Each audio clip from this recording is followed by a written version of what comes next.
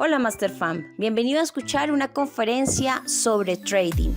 Deseamos que las ideas aquí expuestas te ayuden a cumplir con todos tus propósitos. Recuerda que solo depende de ti. Este es un espacio exclusivamente formativo. Que la disfrutes.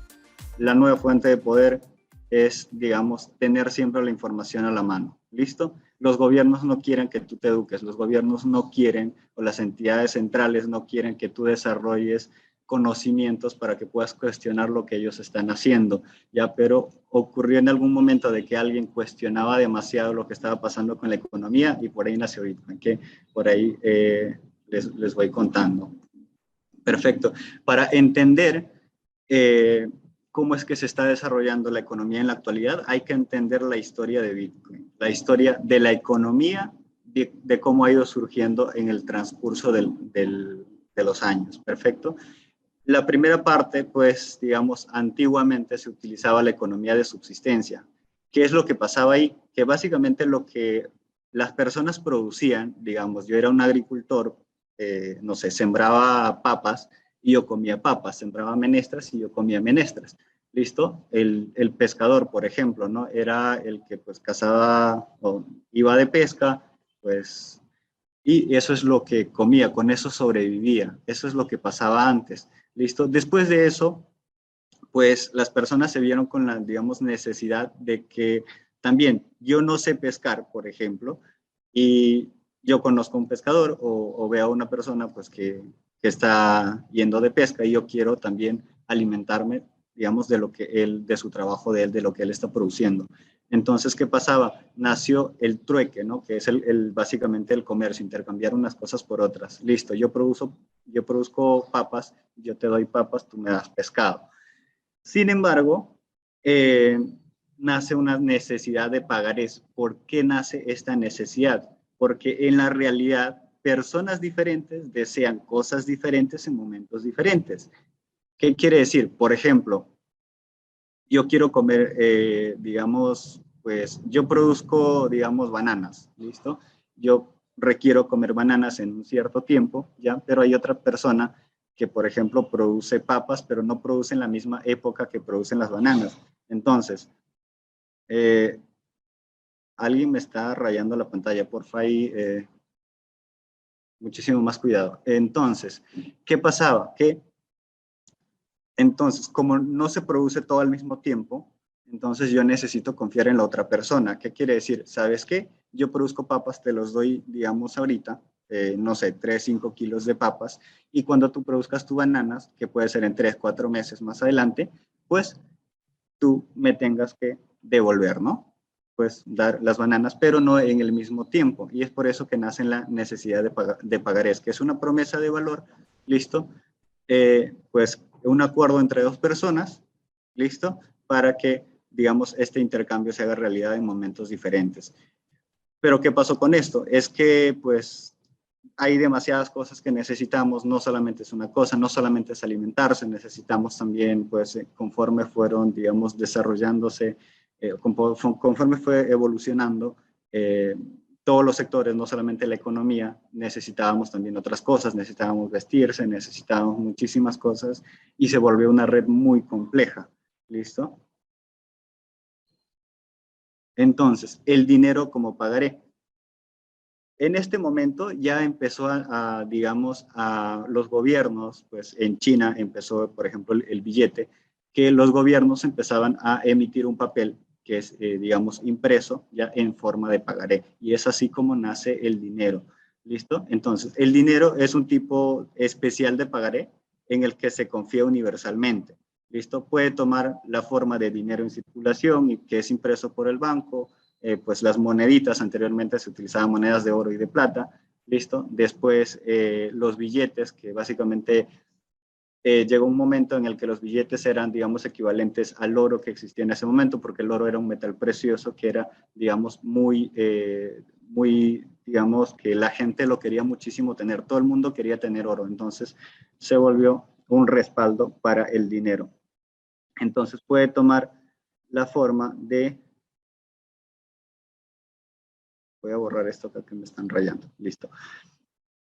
Entonces, puede tomar la forma de efectivo, puede tomar, digamos, cualquier forma, digamos, pues, por ejemplo, ahorita que nacen ya las criptomonedas, ¿ya? Pero antes de pasar a eso, les quiero comentar que, pues, en algún momento el dinero que existía, que era respaldado por el oro, ya se rompió. En 1994 fue, digamos, donde se hicieron unos acuerdos en el que se establece la convertibilidad del dólar, ya, que es digamos, la moneda universal que conocemos, ya a $35 la onza. Entonces, pero ya en 1971, el presidente de Estados Unidos determinó que el dólar ya no se respaldaría más en oro. Entonces ahí es donde nace la moneda fiat, el dinero fiat, que básicamente significa dinero respaldado solamente en la confianza de la otra persona, que es básicamente la deuda, dicho de una forma más clara. Entonces, el valor intrínseco del papel, por ejemplo, es un valor nulo. ¿Qué es lo que le da valor? Ya es el respaldo que tiene de los bancos centrales. Pero ¿en qué se basan los bancos centrales para producir el dinero? Se basan en el Producto Bruto Interno y en las actividades comerciales, productos y servicios. ¿Listo? ¿Para qué? Para estar imprimiendo constantemente dinero. ¿Listo? Entonces, pero pues este dinero fiat no ha sido muy bien visto, digamos, para las personas, digamos, de baja economía o de economía media y baja. ¿Por qué? Porque el dinero se ha estado devaluando constantemente y las personas que no se están adecuando, no se están educando, no se están adaptando a las nuevas tecnologías, a la evolución del mercado, normalmente el dinero que ellos consiguen pues empieza a devaluar. ¿Listo? Entonces, el dinero como concepto es un dinero que debería mantener el valor en el transcurso del tiempo. Por ejemplo, si hablamos de la antigüedad, ya, si yo intercambio ahorita, pues como les decía, por ejemplo, 5 kilos de papas por 5 kilos de bananos en un tiempo posterior, ya el precio debería ser el mismo. Pero ¿qué pasa en la actualidad? Si es que lo representamos de la misma forma, esos 5 kilos de papa probablemente ya no paguen esos 5 kilos de banana, sino solamente te den 4 kilos o 3 kilos. Entonces, es básicamente la inflación representada, digamos, en la antigüedad como se ha estado manejando. ¿Listo? Entonces, quiero que entiendan también que el total de dinero en el mundo, digamos, el total de dinero no solamente es dinero imprimible. De hecho, el dinero imprimible solamente está entre el 8 y el 15%. ¿Listo? El resto es dinero deuda, pero además de todo el ecosistema que conocemos de dinero, que es dinero imprimible, también existen, por ejemplo, las tierras, las viviendas, los activos, las maquinarias. Entonces, todo el dinero está digamos, en esos activos y es dinero que en la actualidad o en el presente no se puede imprimir, o de hecho que sí se puede imprimir, pero no se hace porque habría un excedente de dinero circulante en el mercado. ¿Listo? Entonces, ¿cuáles son los tipos de dinero? Para que ustedes lo reconozcan. Principales tipos: depósitos bancarios, ¿listo? Que es los depósitos que se manejan entre un banco, por ejemplo, entre un banco comercial y una persona. La base monetaria, que son las reservas del Banco Central, más el efectivo en circulación, ¿listo? Estas reservas siempre las tiene el Banco Central, por ejemplo, en temas de inflación, en excesos o en una inflación muy acelerada, los bancos centrales intervienen para frenar la inflación. Por eso es que la gente pues acostumbra a echarle la culpa al Banco Central cuando hay inflación, cuando en realidad no es del banco. El banco está para estabilizar la economía, que es uno de sus actividades principales. ¿Listo? Otro tipo de dinero también es el dinero en sentido amplio, es el dinero que está en todo el sector privado, ¿listo? Y que ellos lo están haciendo trabajar constantemente para generar mucho más dinero. Las reservas del Banco Central, que son tipos de pagaré, digamos, de un banco central a un banco comercial. ¿Listo? Que son, digamos, los que lanzan, por ejemplo, dólares al mercado o reciben dólares o intercambian, por ejemplo, los billetes que se van venciendo los están intercambiando. ¿Listo? Y el dinero mercancía, que son todas las mercancías que existen en el mercado, ya que se van a vender y pues digamos, van a recibir dinero a cambio. ¿Listo? El efectivo en circulación, que es el que nosotros conocemos. ¿Listo? El dinero fiduciario, que es básicamente la deuda. ¿Cuántos aquí conocen a una persona endeudada? ¿Cuántos tienen deudas aquí?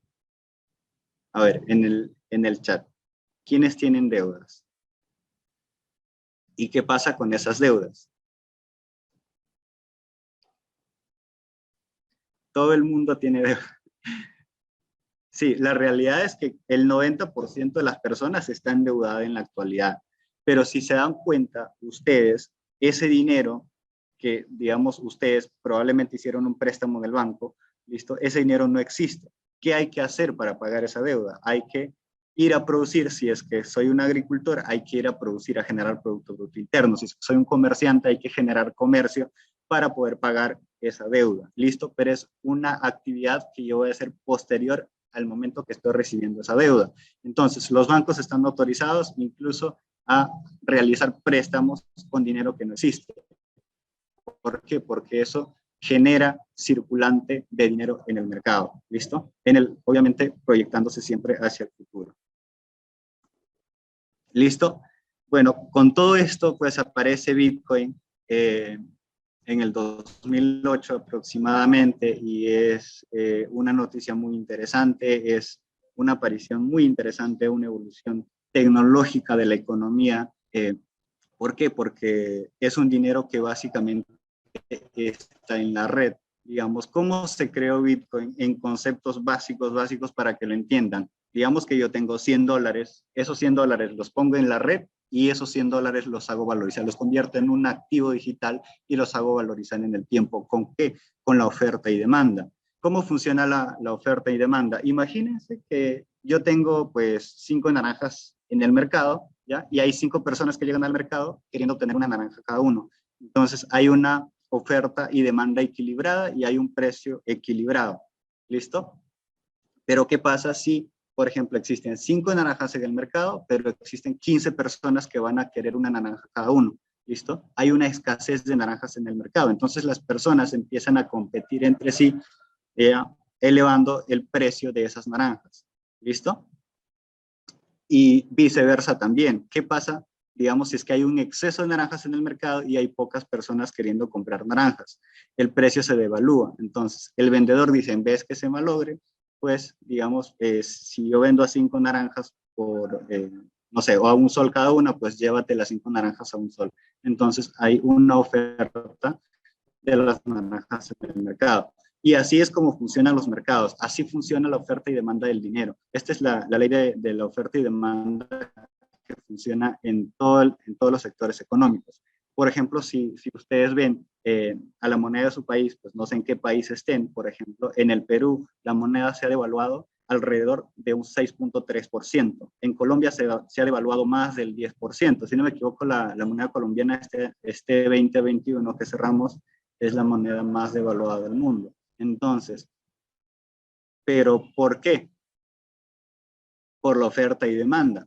Entonces, ¿quiénes mueven la oferta y demanda del dólar, por ejemplo, en su país? Los empresarios, los que tienen el capital. Ellos son los que hacen funcionar al país. Entonces, cuando nos dirigimos al gobierno, ya que está dirigiendo una economía de un país que está preocupado supuestamente por la economía del país, debería, digamos, se vuelva a encaminar en un desarrollo, ¿ya? Y que las tasas de inflación pues reduzcan considerablemente para que las personas no se vean afectadas. Sobre todo las personas de menor capital son los que más se ven afectados. Entonces eso es lo que hay que entender, ¿listo? Que ese dinero lo mueven los empresarios. Entonces los empresarios son los que generan empleo, son los que van creando nuevas empresas, son los que están produciendo dinero, ¿listo? Son los que compran el producto, por ejemplo, a los productores menores. Si hablamos de café, bananos, granadillas, cualquier producto que se cultive, ¿listo? Son los empresarios los compran, los comercializan, los exportan y ellos son los que generan el flujo de capital. ¿Listo? Entonces, en el 2008, este artículo sobre Bitcoin, ¿listo? Y sobre la tecnología blockchain que ya les explico en sí. En el 2019 se crea lo que de Bitcoin, ¿ya? Y en el 2010 se realiza el $0.00, ¿listo? Se lanzó para poder ser, digamos, ya empezar a comercializarse. ¿Listo? Entonces, Bitcoin digamos que tiene su desarrollo en base a tecnología. Esta tecnología se llama blockchain, ¿ya? Blockchain es una base de datos distribuida, es un libro contable, ¿listo? Formada por cadenas de bloques diseñadas para evitar su modificación una vez que un dato ha sido publicado usando un sello de tiempo confiable y enlazado a un bloque anterior. ¿Listo? Esta tecnología es muy interesante. Ya, para hacer un ejemplo, ya por ejemplo, un usuario solicita una transacción, ¿listo? Se crea un bloque dentro de esa red, ¿listo? El bloque se difunde a todos los nodos de la red, que en este caso los nodos son los mineros, que son las personas o las empresas que validan las transacciones, ¿listo? Estos nodos se validan en el bloque y la transacción perdón, en el bloque y la transacción, el bloque se añade a la cadena, ¿listo? A la red y se ejecuta la transacción. Entonces, básicamente esta información digamos, tiene copias de seguridad en toda la red. Entonces, es muy, muy segura. ¿Por qué? Porque, digamos, para evitar hackeos, para evitar robos, no necesariamente o no necesita de que pues solamente se revise un bloque o se revise una transacción, una copia de seguridad y con eso la puedas modificar, porque la copia va a estar en toda la red, ¿listo? Y se va a volver a corregir la transacción. Entonces, pues mi papá es agricultor, hace 15 días aproximadamente, justamente yo fui a visitarlo y él estaba viendo la televisión y me dice, acabo de ver a Bitcoin salir en la televisión. Es un canal, pues, donde estaba un exfuncionario de Estados Unidos, listo, que trabajaba en un banco de Estados Unidos. Y él decía, cuando yo trabajaba en el banco,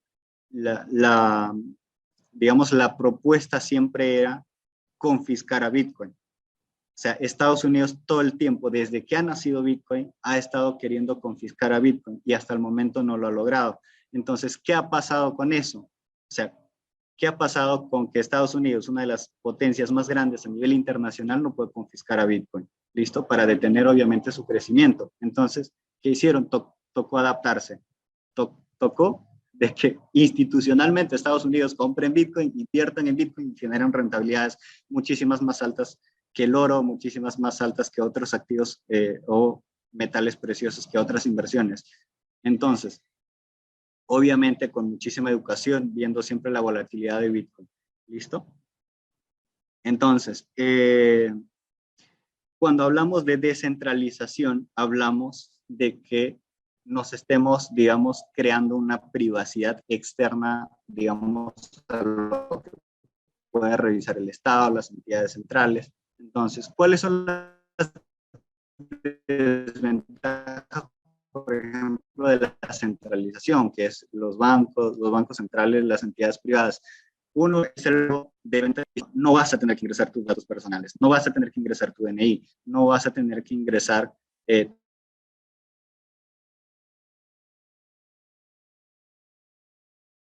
descentralizado. Otra es la exclusión por aplicación de bloqueo, suspensión o retiro repentino de un país de las plataformas. En este caso, por ejemplo, cuando yo requiero hacer un movimiento en el banco, pues en el Perú, que son 30,000 soles, aproximadamente 7,000, 8,000 dólares, el banco me los va a revisar y probablemente me los vaya a detener porque necesita saber de dónde estoy sacando ese dinero. En el caso de Bitcoin, pues puedes hacer transacciones a montos altos y no hay quien te esté validando. ¿Listo? Siempre y cuando participes a través de una blockchain o de una billetera digital que es descentralizada o billetera fría. ¿Listo? El riesgo de quiebra o desfalcos. Hace poquito aquí en Perú, pues les hablo aquí porque estoy más cerca y veo la noticia muchísimo más de cerca. Una cooperativa que es básicamente un microbanco, pues acaba de caer. Bueno, fueron varias, ¿no? Pero una es la más sonada, en la que pues tenía alrededor de 800,000 millones de soles, que son como medio millón de dólares. Pues, esa era la capitalización que ha perdido el banco. ¿Listo? Y es que el BCR supuestamente debería intervenir para devolver el capital a los usuarios, pero no lo hizo, solamente intervino para decir que el banco había ido en quiebra y dejó a los usuarios en el aire. Entonces, muchas veces nos venden como seguro, ¿listo? Tener el dinero en el banco, ¿listo? Cuando en realidad no es así. Cuando en realidad si el banco se quiebra, lo que no nos han dicho es que vamos a perder ese capital que tenemos ahorrado. Entonces, y por eso es que a veces pagamos tantos seguros, ¿no? Para que el banco nos devuelva el capital. Y a veces, pues, algunas personas, dependiendo cómo, digamos, gestionen eso, pues sí les devuelven y otras personas no les devuelven. Entonces, pues, ese es un riesgo también, digamos, de que los bancos vayan a la quiebra y perdamos el capital. ¿Listo? Otra, digamos, hablemos de las ventajas de Bitcoin, o en este caso de las criptomonedas. Pues una es la velocidad de las transacciones, pues básicamente me refiero a transacciones internacionales. ¿Por qué? Porque, digamos, a nivel empresarial, cuando yo trabajaba en el área de costos también hace un par de años, quisimos realizar un pago, por ejemplo, de Perú a Ecuador. Y este pago demoró una semana para que llegue a la otra parte. ¿Por qué? Porque nos exigían verificar por qué se está haciendo el pago. Ya, de hecho, era un pago de $10,500. Entonces, pero te están revisando todo y la transacción obviamente, o sea, imagínate una semana, ¿no? Para una empresa, una semana es pérdida. ¿Listo? Entonces, considerando eso, las transacciones en Bitcoin, por ejemplo, son mucho más veloces. En cuestión, hasta 10 minutos puede tardar una transacción. ¿Listo?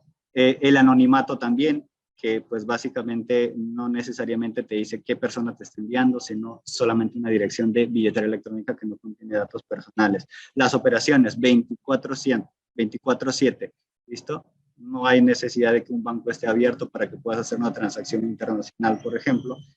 El mínimo costo. Por ejemplo, cuando yo quiero también enviar dinero de Perú al extranjero, a Ecuador, a Colombia, a Estados Unidos, ¿listo? El costo es altísimo. No sé si ustedes han hecho un envío por Western Union, por ejemplo, que es una digamos, de las casas de cambio que hace envíos internacionales y una de las más reconocidas. Pero, por ejemplo, yo hice un envío a Colombia y me cobró el 18%. El 6% a la persona que estaba enviando y 13% a la persona que estaba recibiendo. ¿Y cómo te lo justifican? Es que básicamente por el tipo de cambio. Esa es la justificación de ellos. Y el tipo de cambio es altísimo. ¿Listo? Pero si yo calculo en dinero real es como el 18 al 20%. ¿Listo? Bueno, no sé si desventaja, como lo quieras tomar, para mí no es una desventaja, es que las transacciones son irreversibles en el caso de Bitcoin. Realizas una transacción y no la puedes cancelar, ¿listo? Pues habría que pedirle a la persona que te devuelva, digamos, o que haga una transacción de vuelta para recuperar si es que te confundiste en, digamos, en enviar el dinero. Ya, pero si te confundiste de billetera y pusiste billetera a otra persona, no vas a saber quién es, así que también hay que tener muchísimo cuidado con eso. ¿Listo? Libre mercado, cualquier persona lo puede utilizar. Si bien es cierto, se ha prohibido las criptomonedas en China, por ejemplo, se ha prohibido, pero ¿qué pasó? China acaba de lanzar su moneda digital. O sea, literalmente es que ellos prohíben algo, digamos, que literalmente ha dado muchísimo dinero a la persona. Esa es la historia de China. Todo lo que ha prohibido en los últimos 10 años, China ha sido o se han convertido en las empresas más multimillonarias o el que ha hecho, digamos, más multimillonarias a personas alrededor del mundo. Entonces, pero ellos la tienen. Por ejemplo, China tiene su propio Twitter, que tiene otro nombre, ¿listo? Tiene su propio WhatsApp, que tiene otro nombre. Pero si vas a ver cuánto es la capitalización de Facebook, en qué puesto está, entonces entiendes que pues China como que está aislado del resto del mundo, ¿no? Pero eso no significa que no se puedan hacer transacciones en China. Tú utilizas billeteras frías y puedes hacerlo sin ningún momento. No lo recomiendo porque también si te cae, pues hay que rendirle cuentas al gobierno, pero sí se puede trabajar desde la descentralización. ¿Listo? Y lo más importante, como les decía en el ejemplo de las naranjas, es la escasez. Para que un activo se valorice, es necesario la escasez. En el mundo, en todo el mundo, existen solamente 21 millones de Bitcoin. No existen más, de las cuales ya se han utilizado, 18.9 millones de Bitcoins. ¿Listo? Entonces, hay una escasez grandísima de Bitcoin en el mercado. Entonces, ¿que recomiendo participar? Sí recomiendo participar. ¿Listo? ¿Hay que tener educación sí para participar? Claro que sí. ¿listo? Pero lo más importante es que es un activo que todavía no termina de valorizarse, no termina de llegar a una estabilidad. ¿Por qué? Porque solamente hasta el momento el promedio de las personas que lo utilizan es alrededor del 4%. Imagínense cuando llegamos al 10%. Bitcoin ahorita está, a ver, Bitcoin ahorita está en un precio de $41,618. ¿Desde cuándo? Desde el 2010, digamos que ha estado ya en el mercado. Imagínense si Bitcoin ha pasado de $0.1 a valer más de $40,000, ya con solamente el 4% de la población mundial utilizándolo. Imagínense cuando se utilice, digamos, cuando el 10% de la población lo utilice, ¿no? Entonces hay una proyección muy buena a largo plazo con lo que respecta a capitalización y precio, digamos, para que también puedan aprovechar y puedan participar del mercado. ¿Listo? Este es un comparativo entre el oro, el dinero que se utiliza o las divisas y las criptomonedas. Escasez, el oro sí es un bien escaso, un activo escaso, ¿listo? El dinero es ilimitado, todo el tiempo se está imprimiendo dinero, todo el tiempo se va a imprimir dinero, ¿ya? Entonces, si se imprime dinero, ¿por qué no aprovechar esto para nosotros generar más dinero, ¿no? Las criptomonedas son escasas, la durabilidad del oro pues tiene una muy buena durabilidad, el dinero pues se tiende a deteriorar, digamos, pues en ciertos años, la criptomoneda pues no se deteriora porque está en la red solamente. El uso y adopción del oro, uno es que está prohibido tener oro en tu casa porque te lo van a confiscar si te encuentran, ¿ya? Y es digamos, es muy pesado tenerlo, ¿no?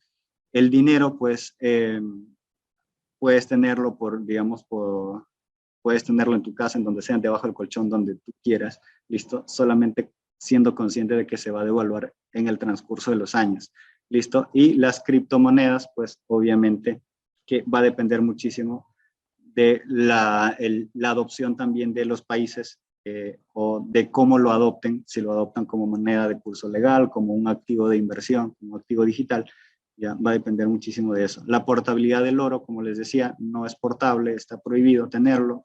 El dinero, pues sí lo puedes tener sin ningún problema, ¿listo? Siempre y cuanto sea tu flujo de efectivo, cuánto tú generes, cuánto más trabajes, digamos que es el concepto que normalmente tenemos. Mientras más trabajo, más tengo dinero, pero pues hay que hacerlo trabajar de forma inteligente también. ¿Listo? La divisibilidad. Ya el oro, por ejemplo, pues es muy difícil que tengas, no sé, 1 kilo de oro y lo estés cortando en pedacitos, ¿no? Hay que fundirlo y tener todo un proceso que no estamos autorizados como personas naturales. El dinero sí es divisible por su misma naturaleza. Tienes, pues, digamos, en el sol peruano, por ejemplo, billetes de 100 soles, de 50 soles, de 20 soles, hasta de 1 sol. ¿Listo? Las criptomonedas sí es divisible hasta en 8 decimales.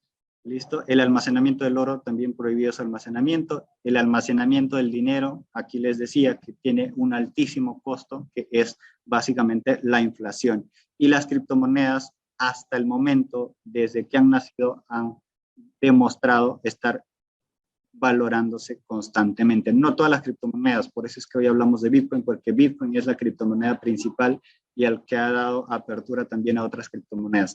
¿Listo?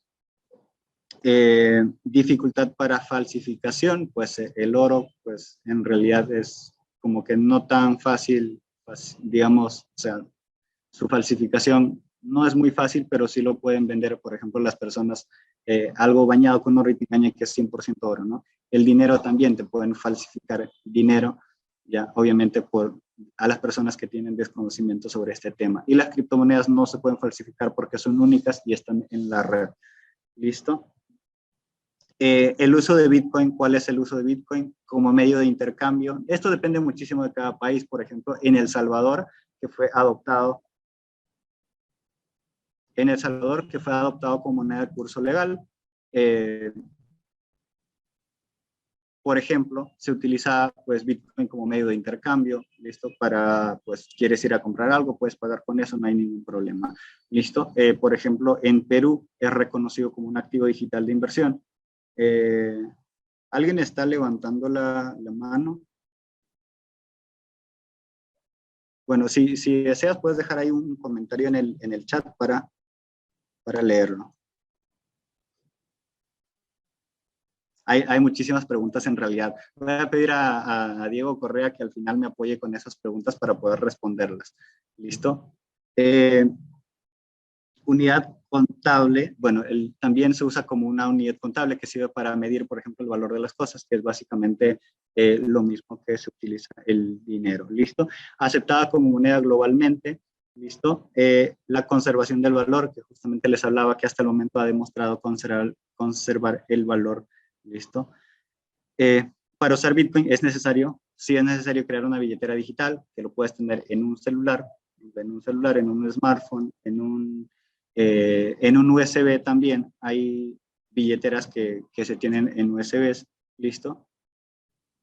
Y requieres pues básicamente de una dirección pública, que es la dirección de la billetera, para que puedan enviarte dinero, y para que tú puedas enviar dinero necesitas la dirección pública de la otra persona que vas a enviar el dinero, ¿listo? Y claves privadas para proteger esas billeteras. Digamos, yo tengo una billetera en mi celular y tengo que tener mis claves privadas para que si yo pierdo el celular, voy a otro celular y recupero ese dinero, ¿listo?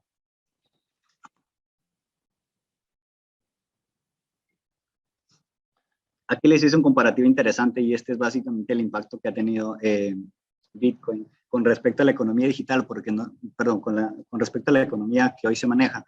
¿Por qué? Porque antes del Bitcoin todo el mundo quería invertir en oro. Todo el mundo quería invertir en oro. Sin embargo, cuando nació Bitcoin, ya voy a poner en el lado izquierdo, oro, la rentabilidad del oro hace 5 años, esto es un histórico de 5 años, ya hace 5 años la onza de oro costaba $1,341.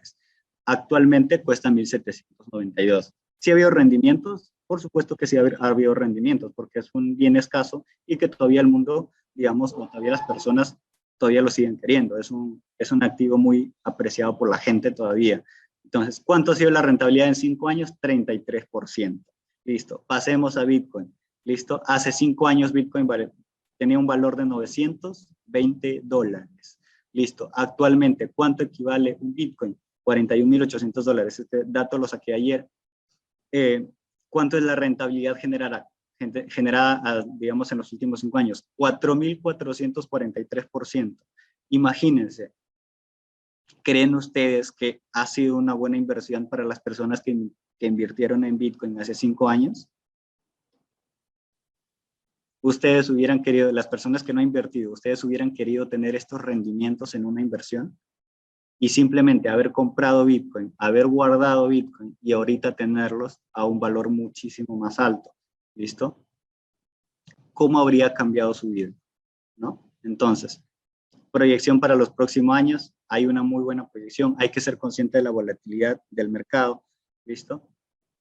Pero hay una muy buena proyección a largo plazo, ¿listo? Entonces, un concepto básico de Bitcoin para ir cerrando, antes de contestar algunas preguntas, este es un concepto, pues, que le encontré de una persona que sigo mucho, y que habla, pues, educa, enseña sobre temas de criptomonedas, sobre temas de Bitcoin, de finanzas descentralizadas, ¿ya? Es que Bitcoin dice, si no me quieres en mínimos, no me mereces en máximos. Así que hay que aprender a querer, digamos, a los precios o a las cosas, a los activos cuando están devaluados, pero que tienen una proyección de valorización. Entonces, compras en devaluación, vendes en valorización y tienes muy buenas rentabilidades.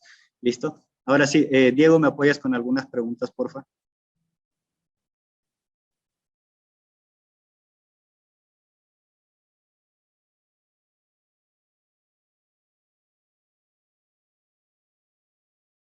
Bueno, creo que Diego no está ahí. Voy a intentar leer el chat. A ver, ¿qué me han ido preguntando? Alexis, mi hermano, mira, qué pena contigo. Por aquí me dijeron que dónde puedan comprar Bitcoin. Bueno, Bitcoin se puede... Hay Sí, muchas Bitcoin... preguntas. Dale, selecciona unas 3, 4 preguntas para ir cerrando, que todavía tenemos como 8 o 10 minutos. Bitcoin lo puedes comprar en casas de cambio, en proveedores locales, dependiendo del país en que estés, existen proveedores que venden Bitcoin. ¿Listo? Por ejemplo, en un exchange que puedes comprar es en Binance, por ejemplo, ¿no? Que es uno de los más conocidos, pero no recomiendo desde mi experiencia, desde, digamos, el análisis que nosotros hacemos, no recomendamos ahorita comprar dinero en Binance y guardarlos ahí. Cómpralos, si los vas a guardar para, digamos, a largo plazo, los sacas a una billetera fría, que en este caso es una billetera que no tiene supervisión de los entes centrales, y ahí va a estar muchísimo más seguro. ¿Listo? En Binance está expuesto a que tenga regulaciones, a que, pues, digamos, en algún momento te puedan cobrar alguna comisión más alta para retirar ese dinero. Básicamente esa es la sugerencia. Jimmy, me preguntan, ¿qué billeteras puedes recomendar? Y otra pregunta es cómo hay personas que todavía tienen la duda de cómo intercambiar Bitcoin a través de un banco central. ¿Qué opciones hay? ¿Cierto? Me parece una pregunta también muy interesante. Sí, muy interesante. ¿Por qué? Porque, por ejemplo, los bancos centrales todavía, digamos, o al menos en el Perú, no han adoptado a Bitcoin como un medio de intercambio, pero hay muchísimas casas de cambio que sí lo tienen. ¿Ya? Aquí en Perú hay casi la mayoría de casas de cambio reconocidas también son proveedores de Bitcoin. ¿Listo? En Colombia, por ejemplo, pues tengo entendido que se está iniciando un piloto para, digamos, tener esta alianza entre el banco y las casas de cambio para que puedan comercializar Bitcoin. Entonces, es un proceso que ahorita se está adoptando y que muy pronto lo van a ver en todos los bancos. Por ejemplo, el BBVA en Suiza ya custodia Bitcoin, o sea, ya puedes ahorrar en Bitcoin en el banco BBVA, pero en Suiza, ¿no? Entonces, poco a poco se va adoptando a los países. Y con respecto a qué billeteras recomiendo, pues la verdad es que aquí lo tenía. Ya hay varios tipos de billeteras que son reproducibles, ya, que digamos que son las más privadas, las que te generan claves privadas, ya, y solamente tú eres el único dueño de esas claves. Prohibido perderlas, si las pierdes ya no las puedes recuperar.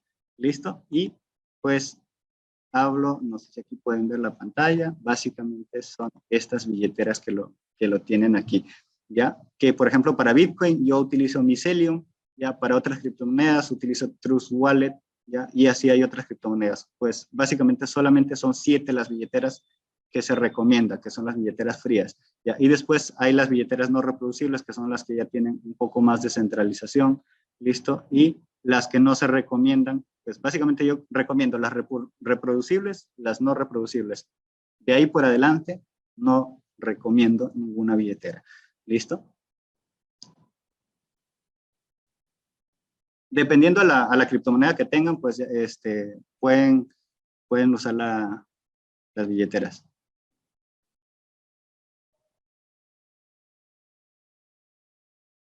¿Cuál es la diferencia entre Bitcoin y Ethereum? Me parece interesante también. Sí, bueno, la diferencia básicamente es que Bitcoin es la primera criptomoneda, la que nació, la que entró al mercado. Ethereum es un derivado de Bitcoin. ¿Listo? Ethereum es una altcoin. Entonces, hay tres tipos de criptomonedas en el mercado. ¿Ya? La criptomoneda en sí, que es Bitcoin, las altcoins, que son otras diferentes a Bitcoin, y los tokens, ¿no? Que son proyectos que están dentro de una red, digamos, de una red de otra criptomoneda, que básicamente, o la más conocida es la red de Ethereum, que está RC20, por ejemplo, ¿no? Entonces, pues Ethereum es una altcoin, y que es muy interesante, ¿no? ¿Por qué? Porque se desarrolla, por ejemplo, contratos inteligentes, que son acuerdos que se hacen entre dos personas, ¿ya? Y en vez digamos, de tener un documento firmado, ya estos contratos se ejecutan en automático. ¿Listo?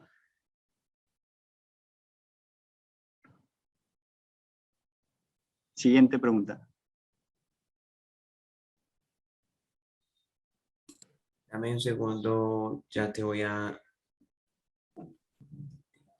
Por acá dicen que porque no es recomendable MetaMask. Bueno, no dije que no sea recomendable MetaMask, solamente hay que revisar, ya, si bien es cierto, MetaMask está, creo que dentro de este bloque, solamente que hay que revisar cuál es la centralización, qué datos te piden, ya, porque si te están pidiendo datos personales, ¿listo? Entonces hay que, o sea, no digo que no sea bueno utilizarlos, puedes utilizarlos, pero si vas a guardar algo, guárdalos en una billetera, ya, de preferencia que es no reproducible, ¿listo? Básicamente es proteger la privacidad, creer en la privacidad y trabajar a largo plazo, básicamente. Para trabajar a corto plazo, pues hay muchísimas otras billeteras que puedes utilizar para intercambiar, por ejemplo, criptomonedas. Bueno, por otra parte, siento que hay muchas preguntas que salen pues como del tema del día de hoy.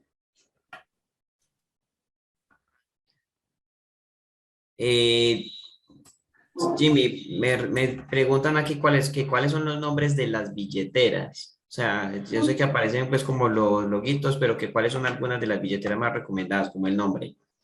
De Sí, las por más ejemplo, para Bitcoin, ya Mycelium, que es esta, a ver, acá lo marco, perdón, que es esta de acá. ¿Listo? Mycelium, ese es el logo.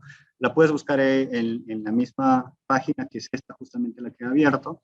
Ya es recomendable para usar Bitcoin. Si vas a utilizar otra diferente a Bitcoin, puedes utilizar Trust Wallet, ya, que es una de las más, digamos, dos de las más recomendadas.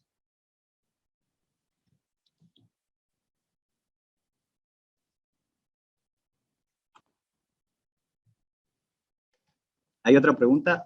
Cerramos la llamada. Listo, Jimmy. Yo creo que vamos finalizando porque es que hay muchas preguntas que se salen pues como del tema. Entonces, la idea es que esas más bien esas que han preguntado, que se vuelvan más fácil como recomendaciones. Listo. Bueno, nos comparte por aquí que Mycelium es la más recomendada para Bitcoin ya que es descentralizada, ¿sí? La pueden descargar en Play Store, en App Store, para que las puedan debidamente descargar. Listo. Gloria Amparo, por aquí. Gloria Amparo, disculpa, pero nosotros no hablamos acerca de ningún tipo de empresa, ningún tipo de proyecto a través de la Top Masterclass. Listo. ¿Cómo se llama esa billetera amarilla con una B? No, la verdad es que no uso esa billetera, no la he usado. Estos son Sí. los nombres, a ver si la tengo acá. Si me sale. Ya, básicamente la que he utilizado, acá está el nombre, ¿ves? Ya, la que he utilizado es Mycelium para Bitcoin y Trust Wallet para otra, que es la que siempre recomendamos cuando nos preguntan. Y la diferencia entre reproducible y no reproducible, que vi por ahí una de las últimas preguntas, básicamente se basa en la privacidad, en que tú tengas el control de tu billetera. Las reproducibles te generan las claves privadas, ya, y tú mismo tienes el poder de, digamos, ingresar, recuperar esa contraseña desde otro celular. Las no reproducibles, pues te van a pedir algunos datos personales, es un poco más centralizada. Básicamente es esa la respuesta. Y bueno, yo agradezco la invitación de la Top Masterclass, espero hayan aprendido pues conceptos básicos y también los invito a que ustedes mismos sigan estudiando, sigan indagando, hay muchísima información en internet, y nada, es un gusto haber estado aquí compartiendo información de valor con ustedes. Un abrazo, nos vemos. Gracias, Master Fan, por llegar al final de esta gran conferencia que estamos seguros te va a traer gran valor para toda tu vida. Esperamos que lo pongas en práctica y de esta manera poder avanzar decididamente en esos proyectos y metas que tienes destinados para ti. Te invitamos a que nos sigas en todas nuestras redes sociales. Aparecemos como Top Masterclass. Allí vas a poder encontrar información de gran valor para ti. Muchísimas gracias por siempre preferirnos. Nosotros somos Top Masterclass.